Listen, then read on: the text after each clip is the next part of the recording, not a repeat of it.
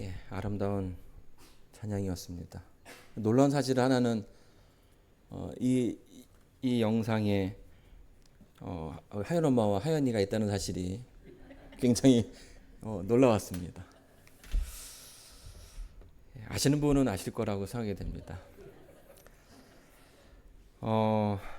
스티븐 잡스가요. 어떤 사람이 이제 그 스티브 잡스의 그 강연이라든지 그 세미나에서 입었던 옷 모습들을 이렇게 촬영을 했습니다. 1998년부터 2010년에 이르기까지 그의 그 스타일은 변함이 없죠. 검은 목폴라에 청바지를 입었습니다. 왜 똑같은 옷을 입는 걸까요? 가난해서 그럴까요?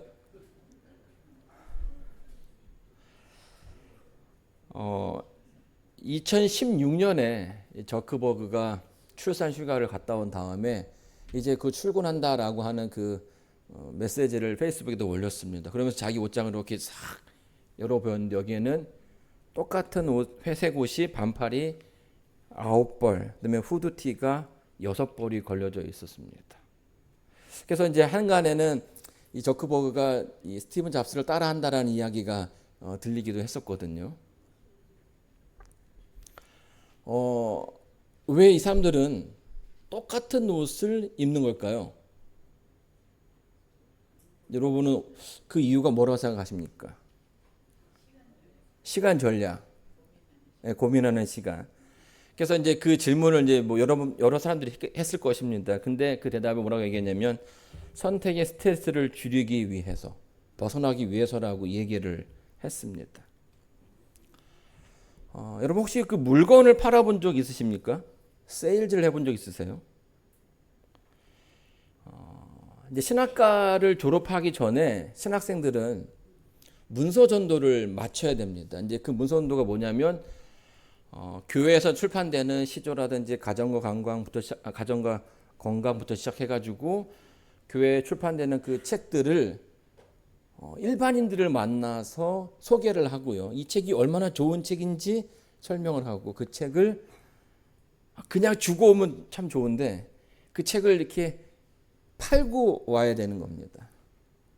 그래서 이제 그 졸업하기 위해서는 200만 원 가량의 책을 또 판매를 해야 되고 그 시간이 또 한 200시간 정도 이렇게 채워야 되는 거죠.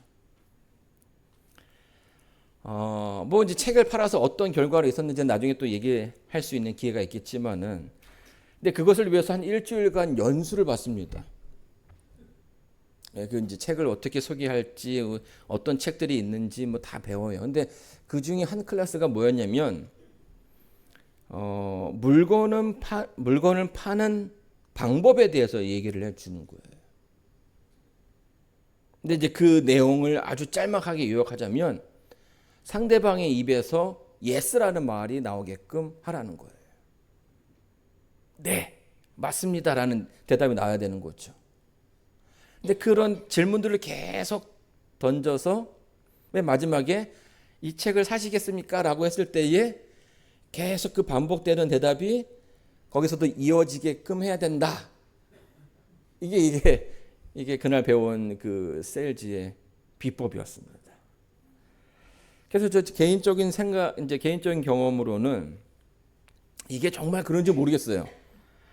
근데 이제 고객 앞에서 그 책을 팔기 위해서 계속 어떤 질문을 만들어야 되나 그렇게 고민했던 이제 그런 추억이 있고요. 그 책을 팔았던 기억보다는 어떤 질문을 했는가에 대한 그 기억이 더 오래 남더라고요. 여러분, 무엇을 얘기하는 겁니까? 사람들의 왜 이런 방법들이 그 세일즈를 하는 사람들이 택하는 그런 방법이 되는 걸까요? 생각보다 사람들은 그렇게 깊게 생각하지 않는다라는 거예요. 여러분들 지금 살고 있는 이 시대는요, 인류가 달나라에 갈 정도로 아주 과학이 발전한 그런 시대에 우리가 살고 있습니다. 그렇게 똑똑한 시대에 살고 있지만 그럼에도 불구하고 우리 인간은 왠지 모르게 엉성한 부분들이 있다라는 거죠. 우리는 아침에 일어나면서부터 저녁에 잠이 들 때까지 참 많은 것들을 선택해야 됩니다. 뭘 입을지, 뭘 먹을지, 뭘 해야 될지. 근데 그런 그 선택의 순간들이 이 개인에게는 굉장히 큰 부담으로 다가올 수도 있는 거죠. 이 중국집에 가서 짜장면을 먹어야 되는지, 짬뽕을 먹어야 되는지. 오죽했으면 어떻게 합니까?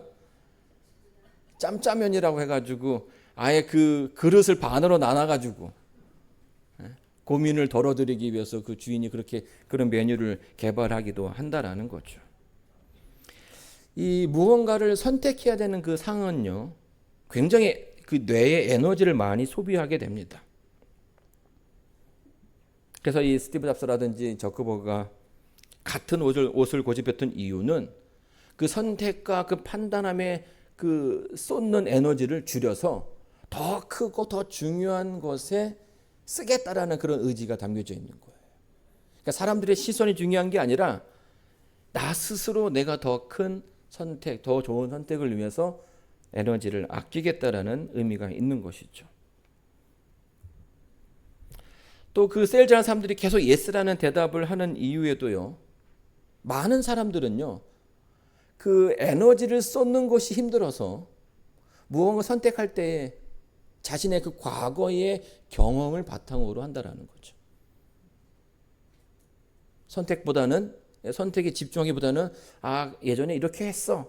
그러니까 이번에도 이렇게 하는 게 낫겠다라는 그런 결론에 쉽게 도달하는 거예요. 그래서 계속 그 예스라는 대답을 하게 되면 그 다음번 대답에도 그냥 생각 없이 예스라는 대답을 할 수 있다라는 겁니다. 굉장히 경제적이죠. 사람들은 이렇게 경제적으로 살아가는 것 같습니다. 늘 해오던 대로, 그리고 많은 사람들이 하는 그 방향대로 우리가 쉽게 우리의 그 삶을 살아가고 있다라는 거죠. 자, 근데 중요한 것은요, 우리가 늘 그 해오던 대로 살아가는 것이 반드시 옳은 것은 아니라는 거예요. 그리고 많은 사람들이 그 살아갔던 그 방법들이 다 맞는 것은 아닐 수 있다라는 것입니다. 오늘 본문의 말씀인 마가복음 8장 27절에 있는 말씀입니다. 다 같이 한번 읽어보도록 하겠습니다. 읽겠습니다. 시작. 예수와 제자들이 가이사랴 빌립보 여러 마을로 나가실세 노중에서 제자들에게 물어 가라사대 누구라 하느냐. 예수님께 제자들에게 묻습니다. 뭐라고 물어요? 사람들이 나를 누구라 하느냐. 자, 여러분은 예수님을 어떠한 사람이라고 생각하십니까? 오늘날 그 세상에 있는 사람들은 예수님을 어떤 분이라고 생각할까요? 이에 베드로가 대답을 하게 됩니다. 요한, 엘리야. 사람들이 예수님을 선지자 중에 한 사람이라고 이야기를 합니다라고 얘기했죠. 근데 이 제자들의 특별히 이 베드로의 그 대답은 그 당시에 그 유대 마을에 있던 그 이스라엘 그 백성들 가운데 있던 소문들을 조합해 본 거예요. 특별히 이 마가복음 6장 14절을 보게 되면 예수를 가리켜서 죽은 침례 요한이 살아났다라고 생각하는 사람들도 굉장히 많았다라는 것입니다. 아니면 옛날에 그 북방 이스라엘을 그 하나님의 그 사랑 가운데 끝까지 그들의 그 마음을 돌이키기로 애썼던 엘리야가 아닌가라는 소문도 돌았어요. 그리고 그것도 아니라면 그분은 하나님께서 이스라엘 백성을 이끌기 위해서 보내주신 선지자들 가운데 한 명일 거라는 얘기를 하는 거죠. 이게 이제 그 시대에 편만하게 퍼졌던 소문인 것입니다. 헤롯도 이제 그런 소문을 들었고 모두가 다 알만한 이제 그런 대답이었습니다. 자, 그런데 예수님께서 제자들에게 사람들이 나를 누구라 하느냐라고 물은 다음에 한 번 더 이렇게 물으십니다. 또 물으시되 너희는 나를 누구라 하느냐? 베드로가 대답하여 가로되 주는 그리스도이시니이다 라고 대답했죠. 그런 이제 소문의 이야기들, 여러 소문의 이야기들이 있는데, 그리고 그 소문이 어떤 것인지 다 알려 들었는데 왜 예수님은 다시금 제자들에게 이런 질문을 했을까요? 네. 제자들이 예수님이 누군지 모를까 봐 그랬을까요? 그게 아니죠. 소문이 있지만 소문이 중요한 게 아니라는 거예요. 사람들이 나를 어떻게 보느냐가 중요한 게 아니라는 거죠. 정말 중요한 것은 너는 나를 어떻게 보느냐라는 거예요. 세상에, 그러니까 예수님에 대한 그 평판이 있지만, 그러나 그럼에도 불구하고 너는 어떻게 생각하느냐 하는 거죠. 여러분은 예수님이 어떤 분이라고 생각하십니까? 여러분의 그 옆에 사람의 의견이 아니라 여러분은 어떻게 생각하시냐는 거예요. 여러분, 이 질문이 왜 중요하냐면요, 결국 나의 선택과 나의 판단이 우리의 믿음이 되는 거고요, 그것이 우리의 신앙이 되는 것입니다. 우리가 누군가를 따라서 교회에 올 수 있고요, 또 누군가의 그 결정을 동의해서 그런 무언가 행동하고 또 그런 삶을 할 수 있지만, 중요한 것은요, 그들의 그 판단에 우리의 인생을 걸 수는 없다라는 거예요. 결국 내 인생에서 그것을 선택할 수 있는 아주 중요한 것을 선택하는 사람은 누구라는 것입니까? 우리 개인 스스로라는 것입니다. 그래서 예수님은요, 이 사복음서를 보게 되면 그 참 많은 군중들을 만나셨지만 그 가운데 상당 부분 개인을 만나시는 그런 장면들이 보이게 됩니다. 개인과의 만남을 통해서 하나님이 어떤 분이신지를 설명해 주셨고, 예수님께서 왜 이 땅에 어떤 이유로 오셨는지를 설명해 주셨다는 거예요. 한 사람씩 그의 그 믿음을 잡아주는 시간이 그들에게 필요했음을 예수님께서는 아셨습니다. 누가복음 4장에 있는 말씀 한번 보도록 하겠습니다. 예수께서 성령의 권능으로 갈릴리에 돌아가시니 그 소문이 사방에 퍼졌고 친히 그 여러 회당에서 가르치심에 못 사람에게 칭송을 받으시더라. 이제 그 공생애를 시작하시는 예수님의 그 사역을 이렇게 한 발짝 이렇게 찾아가다 보면요, 예수님의 그 소문이 참 많은 지역에 퍼져 있는 것을 보게 됩니다. 그리고 그 소문은요, 가는 곳곳마다 사람들에게 큰 기대감을 만들어 주었어요. 그리고 아픈 사람들, 또 마음에 상처가 있는 사람들, 또 힘든 사람들, 그들은 그분을 만나면 그들의 그 삶이 더 나아질 거라는 그 기대를 갖게 되었던 것이죠. 이런 가운데 예수님께서 하루는 나사렛이라는 그 지역을 방문하게 되었습니다. 여러분, 나사렛은 어느 지역입니까?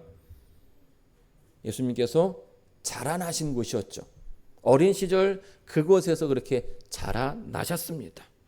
근데 그곳을 방문하신 거예요. 유대인의 규례대로 안식일에 회당을 찾으셨고 그 가운데서 성경을 읽으셨어요. 구약 성경, 그리고 이사야 61장입니다.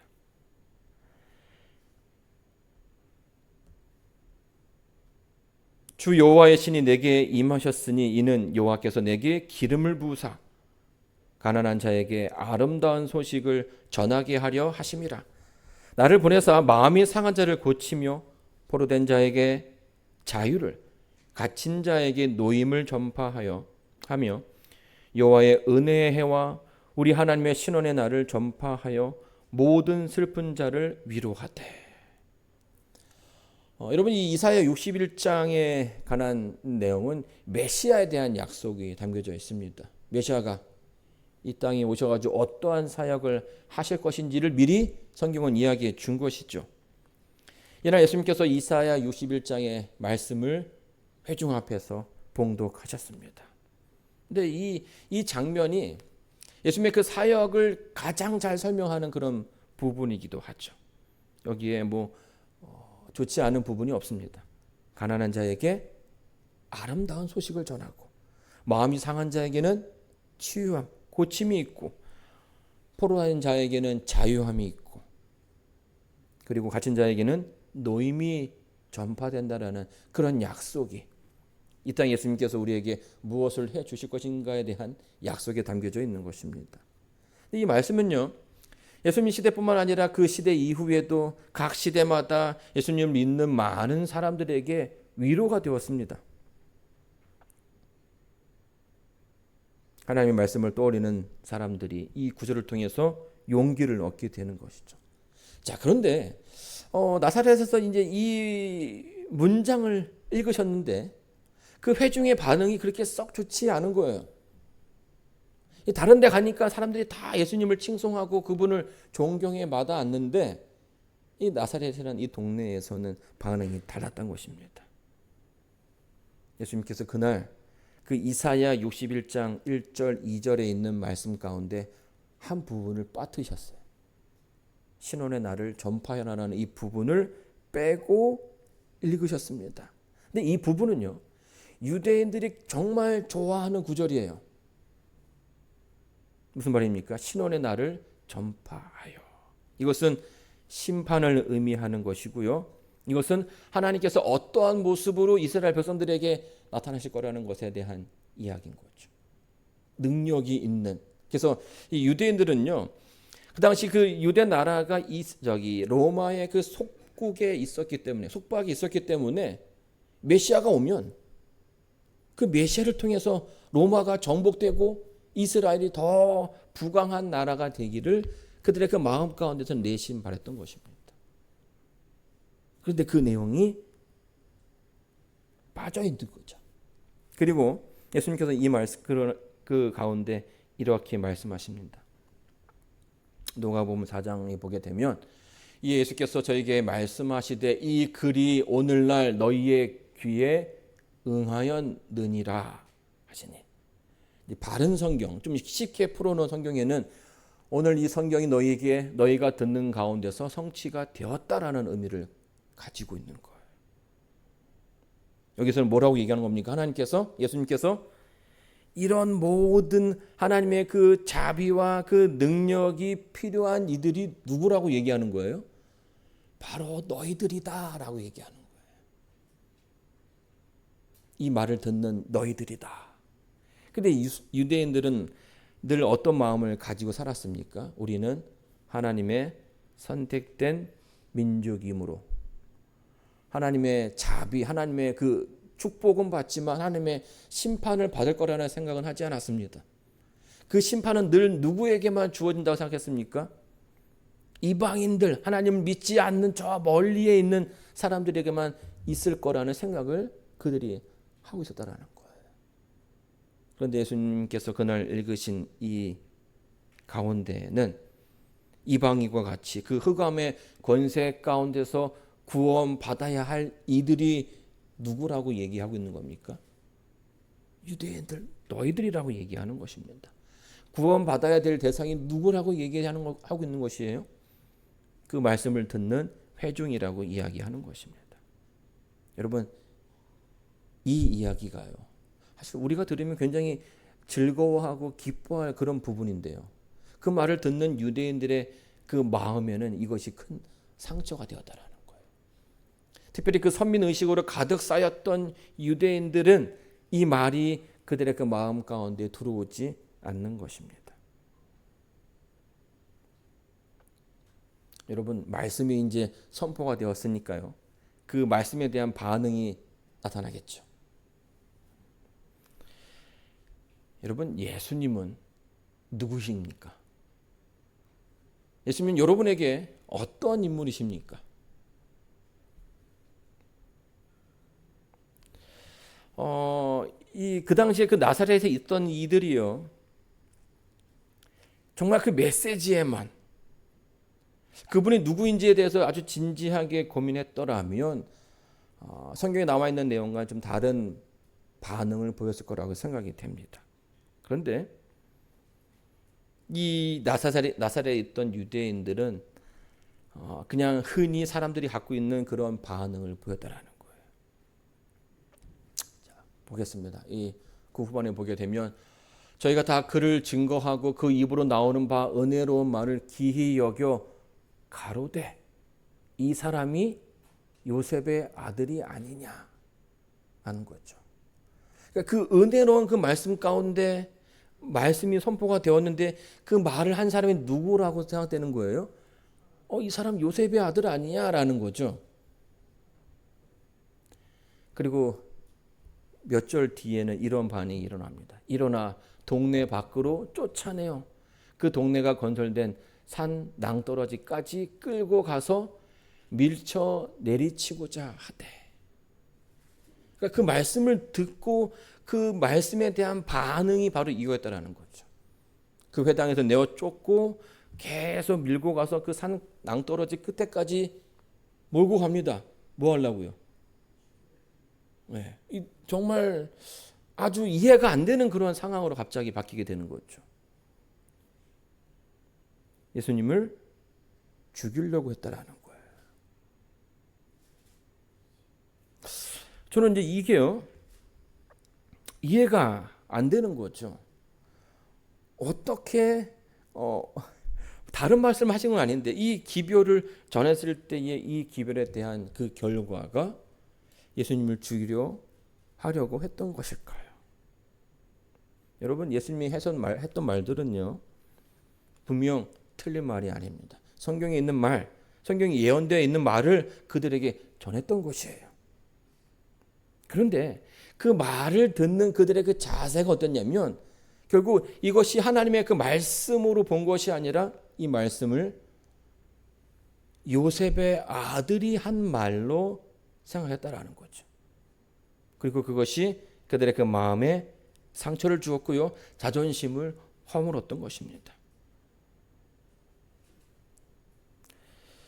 여러분, 이제 성경을 보게 되면요, 성경이 하나님의 그 기별을 대변했던 사람들이 누구였습니까?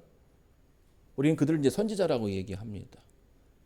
제사장은요, 인간의 뜻을 하나님께 아뢰는 그런 역할을 했다면 선지자는 하나님의 뜻을 백성들에게 전하는 일을 감당합니다. 그런데 우리가 이제 성경에 등장하는 수많은 선지자들을 굉장히 존경하고 좋아하지만 이 성경을 읽어보면요, 이 선지자들을 대했던 유대인들의 그 모습이 사뭇 우리가 이해하기 힘든 모습이 나올 때가 많다라는 거예요. 그 결과가 좋은 결과가 아니라 포로가 되기도 하고 죽기도 하고 괴로움을 당하는 일들이 비일비재했다라는 것입니다. 그 이유가 뭡니까? 그들의 기별이 누군가에게 상처가 되었다라는 거예요. 누군가의 마음에 들지 않았다라는 것입니다. 여러분, 하나님의 기별은요, 이 기별을 받아들이는 사람의 그 반응이 둘로 나뉘게 됩니다. 뭐 아니면 도라고 얘기합니다. 그 기별은 대부분 사람들의 그 죄를 지적하는 것이고 그 길에서 돌아서라는 기별이 전해지게 됩니다. 근데 그것을 받아들이면 정말 다행인 것이죠. 받아들이면 그 기별을 전한 사람을 생명의 은인으로 여길 수 있는 것입니다. 그런데 그것을 받아들이지 않게 되면 어떻게 될까요? 자기의 치부를 드러내는 그런 사람이기 때문에 사람들의 반응이 그렇게 좋지 못하다라는 거예요. 여러분, 혹시 그 괘씸죄라는 말 들어본 적 있으십니까? 괘씸죄. 이 법전에 있는 죄가 아니에요. 법전에는 없지만 우리들은 다 알고 있는 그런 죄입니다. 여기 이제 그 사전적 의미를 찾아보게 되면 아랫사람이 윗사람이나 권력자의 의도에 거슬리거나 눈 밖에 나는 행동을 하여 받는 미움을 괘씸죄라고 이야기합니다. 그러니까 이제 그 아랫사람이 하는 그 말이나 행동이 잘못된 게 아니에요. 맞는 말을 합니다. 논리적으로 다 맞아요. 근데 그 맞는데 그게 뭐 한 거예요? 그게 기분이 나빠. 그게 내 뭔가 자존심을 건들고 나를 안 좋게, 내 기분을 안 좋게 만들었다라는 거죠. 그런데 이게 거기서 끝나는 것이 아니라 결국 그 상한 마음, 그 분노가 나의 그 기분을 나쁘게 했던 그 상대에게 쏟아져 간다라는 거예요. 그래서 왜 이 바른 말 하는 사람들이 회사에서 이렇게 진급이 잘 안 되는 이유는 다 이 괘씸죄에 걸렸기 때문이라고도 이해할 수 있는 것입니다. 근데요,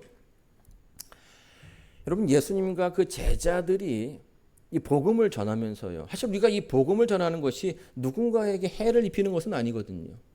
그런데 항상 그들이 그 재판 자리에 서게 되면 받게 되는 그 죄명이 뭐냐면 소유죄입니다. 소유죄.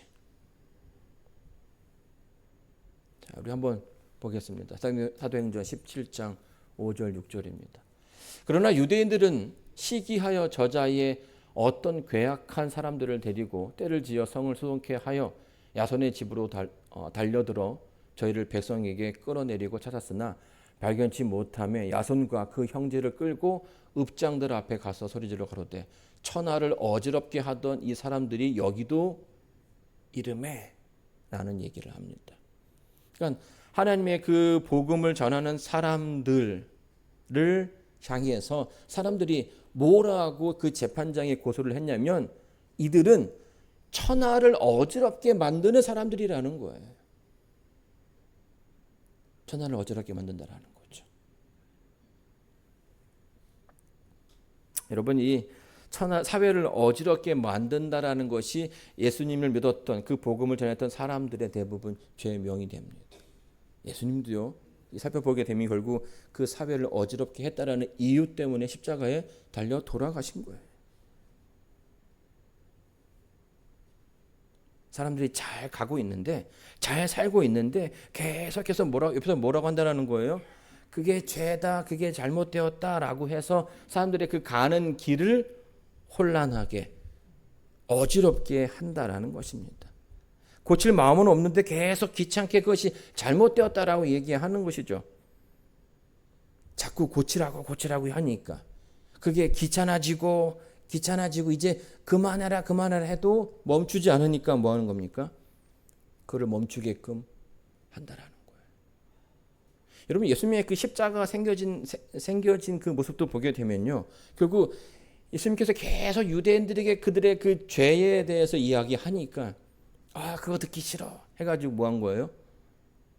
십자가에 못 박아서 그 말을 할 수 없게끔 만든 것입니다. 예수님의 그 메시지가 그들의 그 심장을 찔렀기 때문에 그것을 하지 못하게 만든 거예요. 여러분, 마지막 시대도 되면요, 이 복음을 전하는 사람들이 받는 그 모습이 꼭 그 시대의 모습과 같게 될 것입니다. 그것은요, 그 메시지를 전하는 사람들이 잘못되어서가 아니에요. 그들의 그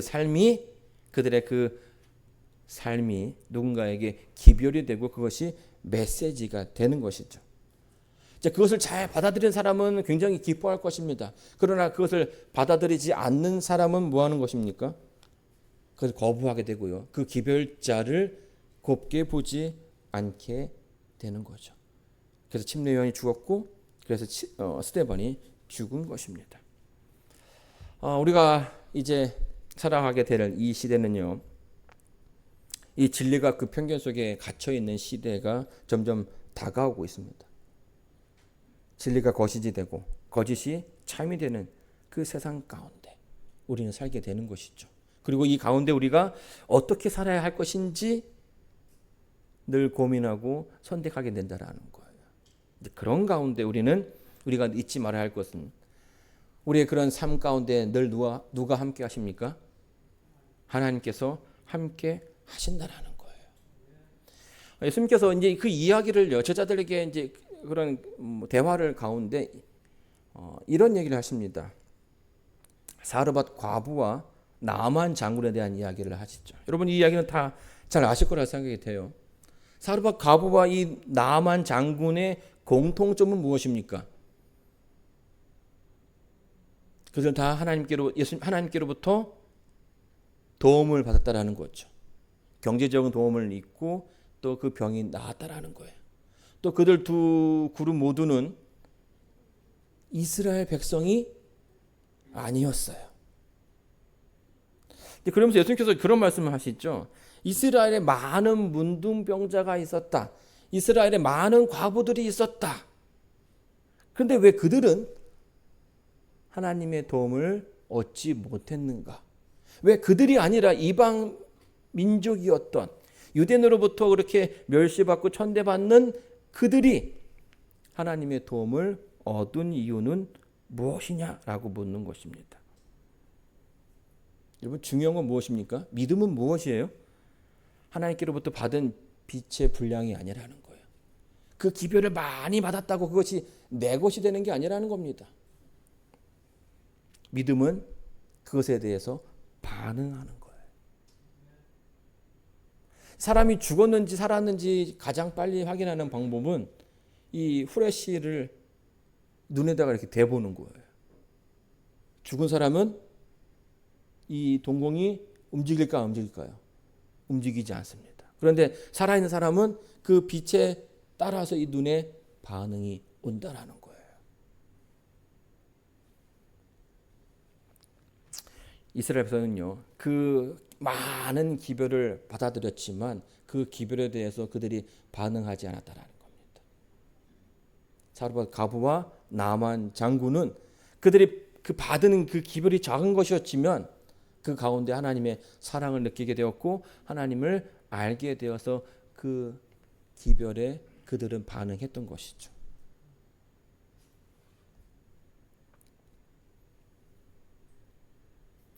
오늘 많은 사람들이요, 오늘 우리의 그 신앙이 종종 그 편견 속에서 갇혀 사는 경우가 많이 있습니다. 메시지에 관심을 갖기보다는 그 메시지를 전하는 사람이 어떠한 모습인지, 또 그 메시지를 가지고 있는 그 교회가 어떠한 모습인지, 기별보다는 교회의 규모나 크기로서 결정하는 이들이 굉장히 많이 있다라는 거죠. 그리고 드러나는 것에 집중하게 됩니다. 왜냐하면 그것이 판단하기 쉽다라는 거예요. 크면 당연히 좋을 거라 생각하고요. 뭔가 좀 있어 보이면 그것이 당연하다는 생각들을 사람들이 많이 한다라는 거죠. 정작 그 가운데 기별에 치중하지 못하고선 그저 남들이 가는 방향대로 쉽게 판단하고 결정해 버린다라는 것입니다. 그런 편견 가운데 우리가 정말 중요한 것을 놓치고 마는 것이죠. 제가 이제 어릴 적에 그 인디아나 존스라는 그 영화를 본 적이 있는데 여기 보게 되면 성배가 등장합니다. 뭐 이제 영화의 내용입니다.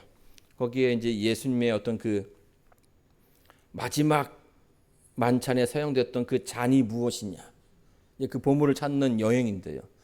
거기 마지막 장면에 여러 가지 많은 그 잔들이 있었어요. 근데 거기에 담겨져 있는 것은 뭐 능력이 있다라고 얘기했는데 사람들이 이제 하나씩 그 잔에 있는 것을 들고서 마시는데 다 죽는 거예요. 근데 그들이 고른 그 잔이 뭐였냐면 거기에 아주 큰 보석이 하나 박힌 거예요. 금으로 되고 굉장히 있어 보이는, 비싸 보이는, 그런데 하나같이 그것은 가짜였다라는 거죠. 그래서 이 주인공이 고민을 막 합니다. 무엇이 진짜 예수님의 것일까? 그러면서 어떤 생각을 했냐면 예수님이 목수였지 라는 생각, 판단을 하고 거기서 가장 허름한 아무도 그 눈에 그 들 것 같지 않은 나무로 만들어낸 그 컵에 있는 담겨진 것을 마셨다라는 이야기입니다. 여러분, 이런 지혜가 우리의 그 삶 속에 필요합니다.